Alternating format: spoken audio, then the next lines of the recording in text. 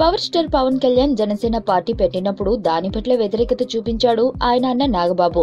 Mega అభిమానులందరూ చిరంజీవి వెంట ఉండాలని, తాను కూడా అన్నయ్య పక్కనే ఉంటానని స్పష్టం చేశాడు.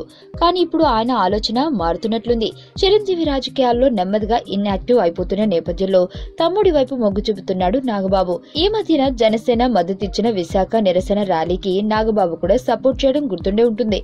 తాజాగా ఆయన చేసిన వ్యాఖ్యల్ని బట్టి చూస్తే 2019 ఎన్నికలకు ముందు నాగబాబు జనసేన తీర్థం పుచ్చుకుని ఆ పార్టీ కోసం పనిచేసే సూచనలు కనిపిస్తున్నాయి. పార్టీలో నా ప్రమేయం ఎంత మేరకు ఉంటుందనేది తెలియదు. అయితే నా తమ్ముడు నా సాయం కోరితే మాత్రం నాకు ఎలాంటి అభ్యంతరాలు లేవు. నా అంతటి నేనే కూడా పవన్ దగ్గరికి వెళ్లి పార్టీ కోసం పనిచేస్తానని అడుగుతానేమో. సరైన సమయం కోసం ఎదురు చూస్తున్నా అని నాగబాబు వెల్లడించాడు.